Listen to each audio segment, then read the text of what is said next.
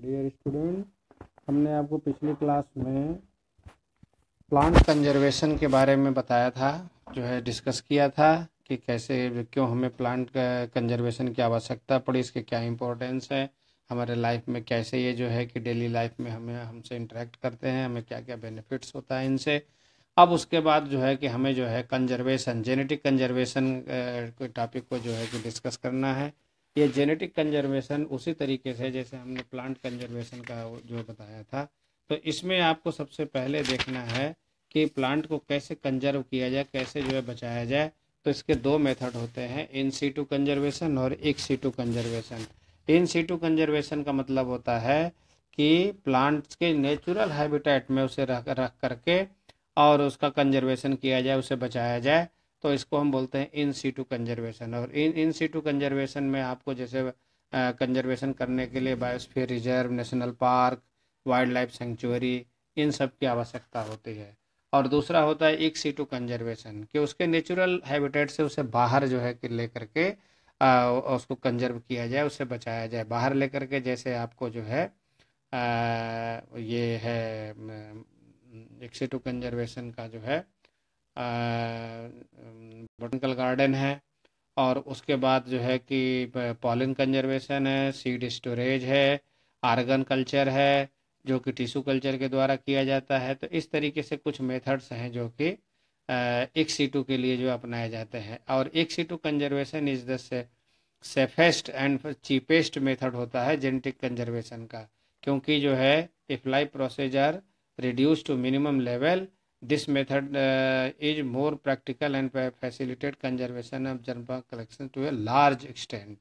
ठीक है, बहुत बड़े पैमाने पे हम कम ही जो है रिक्वायरमेंट से और हम बहुत से ज़्यादा प्लांट का कंजर्वेशन कर सकते हैं।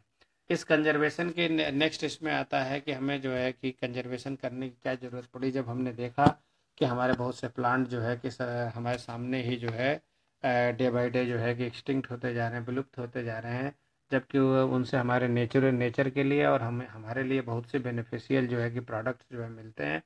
और जो है कि नेचर इम्बैलेंस में को जो है कि बनाने के लिए भी उसकी ज़रूरत होती है। तब जो है कि वर्ल्ड लेवल पे एक जो है कि एक कंजर्वेशन जो है यूनियन जो है बुलाया गया, मीटिंग बुलाई गई, जिसका नाम रखा गया sites, world conservation union endangered species जो है साइट्स जो के नाम से उसे जाना गया। और ये जो है कि वहाँ पे जो है कई देश इकट्ठा होकर के, और एक जो है कि protocol on environmental protection to the Antarctic treaty 1992 में जो है कि एक समझौता हुआ, और समझौते के तहत ही जो है कि ये डिसाइड किया गया कि सभी कंट्री को कैसे जो है कि किस जो है कि तरीके से नेचुरल रिसोर्स का कंजर्वेशन करना है, वो सब बताया गया, डिस्कस किया गया। और फिर उसके बाद जो है हर एक कंट्री जो है कि उस कंजर्वेशन की तरफ जो है कि अपना आगे कदम बढ़ाना शुरू किए। इंडिया में भी जो है सबसे पहले 1972 में जो है कि कंजर्वेशन स्ट्रेटजी जो है अप्लाई किया गया, और उसके तहत जो है कि बहुत से बायोस्फीयर रिजर्व और जो है कि बोटेनिकल गार्डन और जो है आपको सेंचुरी, ये सब चीज़ें जो है कि बनाई गई। और समय समय रहते रहते जो है कि अपने जो है नेचुरल रिसोर्सेज के कंजर्वेशन के लिए और भी कई तरीके के जो है कि नियम बनाए गए, ताकि जो है कि हम इनके जो है नेचुरल प्रोडक्ट का सेवन भी कर सकें और अपने जो है कि इन्वायरमेंट को सेफ भी रख सकें।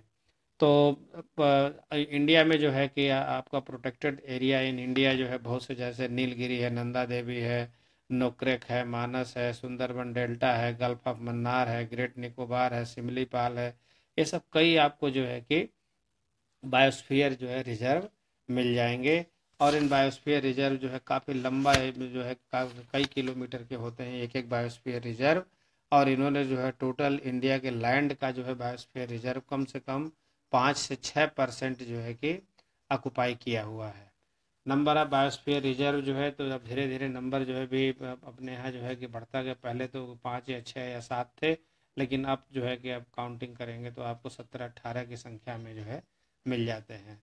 जो है 2008 तक जो है टोटल 15 बायोस्फीयर रिजर्व थे, जो कि जो है 115 मिलियन हेक्टेयर्स जो है कि एरिया ऑक्युपाई किए हुए थे। तो इस तरीके से आप देखोगे कि बायोस्फीयर रिजर्व के थ्रू जो है कि कंजर्वेशन स्ट्रेटजी, और कह रहा कि कैरेक्टरिस्टिक ऑफ बायोस्फीयर रिजर्व, इसके कैरेक्टरिस्टिक क्या होते हैं कि अगर कोई बायोस्फीयर रिजर्व बनाया गया है, it must be represent sum total of the biological community interacting with in a single life zone. मतलब एक ही जो है उसमें आपको फ्रेगमेंट नहीं करना है, उसे बांटना नहीं है, और काफ़ी लंबे लंबे जो किलोमीटर तक के जो है वो एरिया होता है जिसको बायोम बोलते हैं, और उसमें फ्रीली जो है कि एनिमल और प्लांट का जो है कि आपस में इंटरेक्शन होता है, और उनकी ब्रीडिंग वगैरह ये सब होती है, जिससे कि उनकी संख्या वगैरह बढ़ती रहती है। उसके बाद it should contain abundant genetic diversity and should be unique in itself, और वहाँ पे जो है बहुत सारे जो है जेनेटिक डाइवर्सिटी अपने जो है कि उसमें नेचुरल हैबिटेट में ग्रो करते हैं। उसके बाद तीसरा उसका करेक्टर हुआ it is a natural home of endangered species of plant and animal. ये एक उनका नेचुरल होम है, वहाँ पर कोई डिस्टरबेंस नहीं होता, किसी तरीके का कोई भी ह्यूमन एक्टिविटी अलाउड नहीं होती है, और वो जो है फ्रीली वहाँ पे रह करके अपना जो है कि ब्रीडिंग और जो है कि पॉपुलेशन ग्रोथ करते रहते हैं। उसके बाद है it should be size wise effective to maintain natural population in numbers with which should not lead to genetic drift in future. मतलब वो जो है इस तरीके का एरिया जो है होता है, और साइज होता है उसका इतना बड़ा, और उसमें कोई भी हिंड्रेंस नहीं क्रिएट किया जाता है, तो वहाँ पे जेनेटिक ड्रिफ्ट होने की कोई भी संभावना नहीं होती है। जेनेटिक ड्रिफ्ट मतलब जीन का लॉस होना, या मतलब पर्टिकुलर स्पीसीज का खत्म हो जाना नेचर से। अब उसके बाद जो है बायोस्फीयर में कुछ जोन भी बनाए गए हैं, जैसे कोर जोन है, बफर जोन है, मैनिपुलेटिव जोन है, और रेस्टोरेटिव जोन है। तो बफर जोन, कोर जोन वो जोन होता है जो कि जहाँ पे कि किसी भी तरीके का ह्यूमन एक्टिविटी अलाउड नहीं होता है, वहाँ कोई नहीं जा सकता, केवल जो है साइंटिफिक पर्पज के लिए वहाँ पे आप जो है कि कुछ जो करने जाएंगे तब परमिशन मिलता है, अदरवाइज नहीं। बफर जोन में कुछ ह्यूमन एक्टिविटी, लिमिटेड एरिया में ह्यूमन एक्टिविटी अलाउड होता है, अदरवाइज जो उसके आगे भी और भी उसमें जो है कि ज़्यादा जो है कि नहीं होता है। कुछ जो है कि ह्यूमन एक्टिविटी अलाउड विच कंट्रीब्यूट टूवर्ड्स डेवलपमेंट। और मैनिपुलेटिव जोन या ट्रांजिशन जोन एक ऐसा जोन है जहाँ पे कि बहुत ज़्यादा ह्यूमन एक्टिविटी अलाउड होता है, लोग अपने जो है कि उस तरीके से जो है चाहे हंटिंग, गैदरिंग, ग्रेजिंग ये सब का भी काम कर लेते हैं, टूरिज्म वगैरह, एजुकेशन एंड ट्रेनिंग वगैरह के लिए भी उसे जो है कि अलाउ किया जाता है, वहाँ तक आप जा सकते हैं। रेस्टोरेशन जोन का मतलब होता है ये डिग्रेडेड जोन है, किसी तरीके से किसी के कारण से जो है, चाहे कोई कैलामिटीज के कारण, चाहे और भी किसी साइक्लोन के कारण यदि कुछ एरिया जो है कि डिस्टर्ब हो गया है, तो उसको जो है कि पुनः जो है कि फिर से जो है कि उसका रेस्टोरेशन करके उसे नेचुरल कंडीशन में लाया जाता है। तो इस तरीके से आपने फॉरेस्ट्री, ग्रेजिंग और कल्टीवेशन आर नॉट परमिटेड। तो नेशनल पार्क जो है गवर्नमेंट जो है डिसाइड करती है उसका एरिया, और उस एरिया में किसी भी तरीके का जो है ग्रेजिंग, फॉरेस्ट्री और कल्टीवेशन ये सब जो है कि अलाउड नहीं होते हैं, और वहाँ पे भी जो है कि प्लांट्स या एनिमल जो है फ्रीली रह करके अपना ग्रोथ एंड डेवलपमेंट करते रहते हैं। तो इस तरीके से नेशनल पार्क हो गया। इंडिया में कई नेशनल पार्क भी जो है कि बनाए गए हैं, जो है जो कि कई नाम से जो है जाने जाते हैं। उसके बाद आता है sanctuary. A sanctuary is an area where protection is given specially to the animal and operations like harvesting of timber and collection of the minor forest products are permitted। यहाँ पे ह्यूमन एक्टिविटी अलाउड होता है, जो जंगली, जो कोलभील या जो remote area में लोग पाए जाते हैं जिनके जीव को पालन जो है टोटली डिपेंड होता है फॉरेस्ट प्रोडक्ट पे, तो वो जो है कि वहाँ से हंटिंग, गैदरिंग ये सब जो है ग्रेजिंग वगैरह करते हैं, लेकिन वो भी एक लिमिटेड जो है लिमिटेशन के उसमें जो है कि करने के लिए है। और उसके बाद है sacred groves. Sacred groves are the tract of the forest that have been completely immune from human interference. यहाँ पे भी जो है सेक्रेड ग्रुप्स होता है, क्योंकि वो जो है कि आप रिलीजियस बिलीफ्स के कारण जो है कि उसको जो है कि डेवलप किया गया है, तो वहाँ पे भी किसी तरीके की ह्यूमन एक्टिविटी अलाउड नहीं होती है। उसके बाद बोटेनिकल गार्डन। तो बोटेनिकल गार्डन भी जो है जहाँ पे कि आपको जो है कि प्लांट्स जो है नेचुरली ग्रो करते हैं, और अब उनका ग्रोथ एंड पॉपुलेशन जो है बहुत बढ़िया से जो है कि इंक्रीज करता है। तो समय समय पे जो है कि डिफरेंट जो है कि कई जो है कि बोटेनिकल गार्डन बनाए गए हैं, और वहाँ पे भी कि बोटेनिकल गार्डन में भी किसी तरीके की ह्यूमन एक्टिविटी अलाउड नहीं होता है। उसके ये सब तो आपको जो है आपने देख लिया कि नेचुरली जो है उस तरीके से कराए जा रहे हैं। उसके बाद कुछ जो है कि लैब लैब में भी जो है कि जेनेटिक कंजर्वेशन किए जाते हैं, जीन जीन बैंक के रूप में, जर्मप्लाज्म बैंक के रूप में जिसको नाम दिया गया है। तो पहला है सीड बैंक। सीड जो है कि बहुत से स्पीसीज के सीड्स वगैरह लेकर के और उन्हें लो टेम्परेचर जो है उन्हें जो है लो मॉइस्चर और मिनिमम टेम्परेचर पे रख करके लंबे समय तक जो है कि लाइव कंडीशन में स्टोर किया जाता है। और कुछ सीड्स जो है ऑन द बेसिस ऑफ जो है स्टोरेज और कंडीशन के कारण दो तरह के सीड्स होते हैं, ऑर्थोडॉक्स सीड्स और रिकैल्सिट्रेंट सीड्स। ऑर्थोडॉक्स सीड्स वो सीड्स होते हैं जो कि लो टेम्परेचर और लो मॉइस्चर पे लंबे समय तक जो है कि सरवाइव करते हैं। लेकिन रिकैल्सिट्रेंट सीड्स जो है वो सीड्स लंबे समय तक सरवाइव नहीं कर पाते हैं, बीच में ही जो है कि वो डेड हो जाते हैं।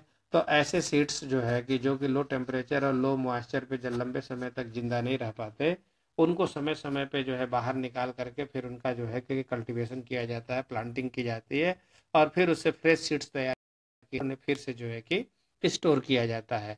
तो इस तरीके से जो है दो तरीके के सीड्स हो गए, ऑर्थोडॉक्स सीड्स जो कि लंबे समय तक स्टोर किए जा सकते हैं, रिकैल्सिट्रेंट सीड जो कि कुछ जो है कि समय के लिए। उसके बाद नेक्स्ट आता है field gene bank. Field gene bank ये भी एक लेबोरियस मेथड है और इसके लिए एरिया बहुत चाहिए। यहाँ पे भी जो है कि कुछ रिकैल्सिट्रेंट सीड्स को जो है कि फील्ड में ग्रो करा करके पुनः पुनः जो है कि ग्रो करा करके 2-2 साल 3-3 साल के बाद ग्रो करा करके फिर उसका सीड कलेक्शन करके और उसे जो है कि कंजर्व किया जाता है, स्टोर किया जाता है। उसके बाद है पॉलन बैंक। पॉलन बैंक आजकल जो है कि जो है जगह जगह पे जो है कि गवर्नमेंट ने जो है पॉलन बैंक जो है बनाया हुआ है, जहाँ पे डिफरेंट टाइप्स के प्लांट्स के पॉलन को कलेक्ट किया जाता है और कलेक्ट करके उन्हें लंबे समय तक स्टोर करके रखा जाता है। और जब भी ज़रूरत पड़ती है तो पॉलन को निकाल करके एग से फ्यूज करा करके और एक जो है कि नया प्लांट जो है तैयार कर लेते हैं। इस तरीके से आप जो है पॉलन बैंक के थ्रू कर सकते हैं। नेक्स्ट टेक्निक है cryo bank preservation. Cryo bank का मतलब होता है वेरी लो टेम्परेचर -196 टेम्परेचर, जिसको लिक्विड नाइट्रोजन टेम्परेचर के नाम से भी जानते हैं। यहाँ पे भी प्लांट जो है कई वर्षों के तक के लिए भी जो है कि स्टोर करके रखे जाते हैं और फिर जब आवश्यकता पड़ने पे इसे जो है कि नॉर्मल टेम्परेचर पे ले आ करके ग्रो कराया जा सकता है। उसके बाद टिश्यू कल्चर के थ्रू भी आजकल हो रहा है। टिश्यू कल्चर मतलब उनके लिए ज़्यादा बेनिफिशियल होता है जो रेयर प्लांट होते हैं, जिनमें सीड्स वगैरह नहीं पाए जाते हैं, जैसे केला है, बनाना है और भी कई फ्रूट्स हैं जिनमें कि सीड्स वगैरह उस तरीके से नहीं बनता है। तो उनका जो है प्रोपेगेशन टिश्यू कल्चर के थ्रू ही कल्टीवेशन किया जाता है। तो एक टिश्यू कल्चर भी मेथड है जर्मप्लाज्म स्टोरेज करने का। और मोलेकुलर लेवल पे जीन का करके करते हैं। जीन को जीन के कई फ्रेगमेंट्स बना करके छोटे छोटे फ्रेगमेंट्स को जो है लेकर के और फिर उसे जो है स्टोर किया जाता है लो टेम्परेचर पे। और जब ज़रूरत पड़ती है तो वो किसी भी, चाहे हाई यील्डिंग वेराइटी बनाने के लिए, चाहे डिजीज रेजिस्टेंट वेराइटी बनाने के लिए या और भी किसी पर्पज के लिए, तो उस जीन को लेकर के और फिर से जो है कि वो एक्टिविटी कराई जाती है या जीन इंट्रोडक्शन कराया जाता है और फिर वैल्यूएबल प्रोडक्ट जो है प्राप्त करते हैं। तो इस तरीके से आपने जो है देख लिया जो है प्लांट कंजर्वेशन के मेथड्स कैसे कैसे हम करेंगे। अब आगे आपको जो डिस्कस किया जाएगा वो नेक्स्ट क्लास में वो है वेटलैंड एंड मैंग्रोव्स। तो आज यहीं तक, थैंक यू।